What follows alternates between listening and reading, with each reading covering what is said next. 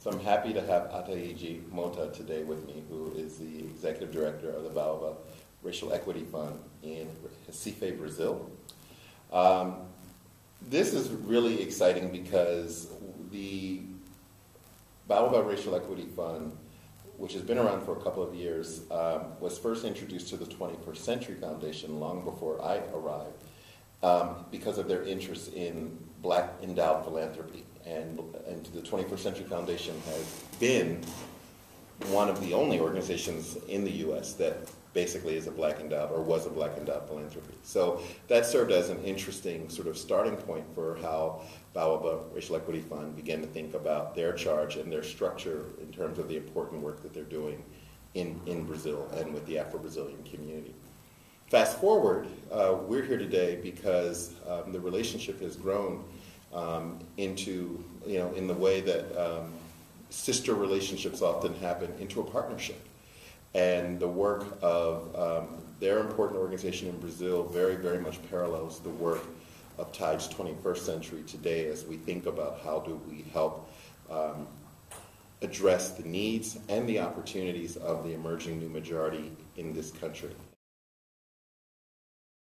As Toby said, we work in this new organization in Brazil, and it's part of a growing number of Brazilian grant makers, in the sense that for many years, Brazilian CSOs, civil society organizations, have been funded by international organizations.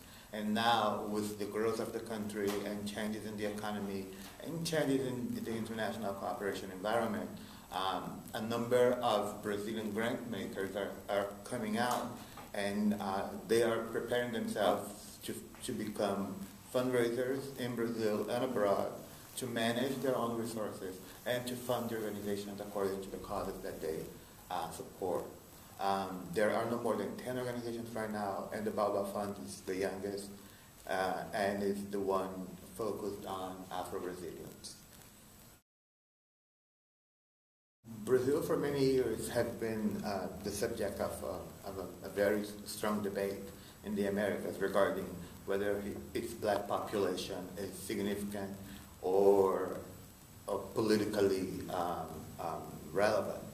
And a great part of this debate has to do with the distortion that some notions of identity have generated that makes sometimes people think that either Brazil has too many blacks or doesn't have any black, or the numbers vary from none to some or to a lot. We were the only top 10 GDP country that was majoritarily black. We are part of a new majority, whereas Afro-Brazilians represent the new majority in Brazil. Yeah. What does that mean in terms of what you see as potentially opportunities or challenges that might be faced uniquely by Afro-Brazilians than what we might typically think of as sort of an agenda or challenges facing the new majority in the U.S.? I think the first thing that comes to mind, and that came to our minds, is like, okay, whatever level of racial inequality we're dealing with, or injustice, or violence, or repression, it cannot continue if we are that rich and that black. It's just unacceptable. So in a sense, what we've been doing is trying to frame Brazil today as, in this date and time, we are the equivalent, without being the same, of what the U.S. represented back in the 60s, right, and what South Africa represented back in the 80s and 90s. Right. So you cannot have a country with that level of racial inequality, with that level of racial violence, and having so many black people and being so rich. It's just not possible. You cannot be a complete democracy and still harbor that kind of conflict.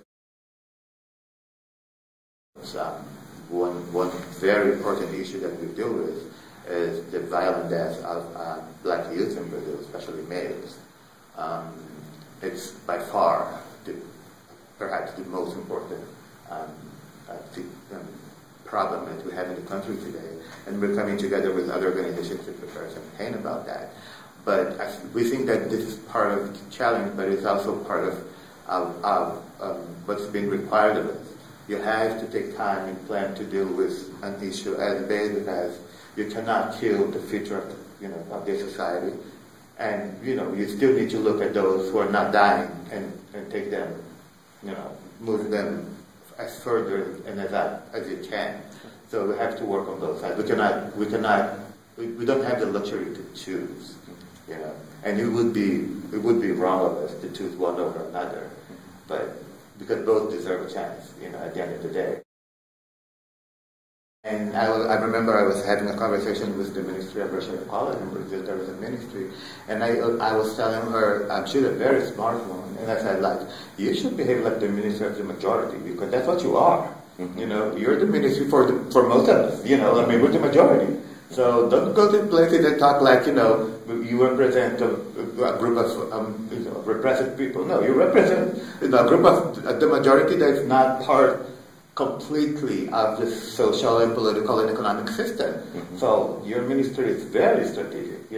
How are you going to get these people on board with the rest of Brazil? Because we cannot afford, Brazilians cannot afford to have the majority of the population left outside. They have to bring them in somehow. Mm-hmm. And then this is a huge, undertaking. And it's a huge change in our frame of mind. The notion that we are a mixed race country where everybody, can claim equal, just doesn't fly anymore. Interesting. Brazil is growing, Brazil is becoming a wealthier country, but what kind of democracy we want to be? Right. And this is a question that we ask ourselves every day. What kind of democracy we want to be?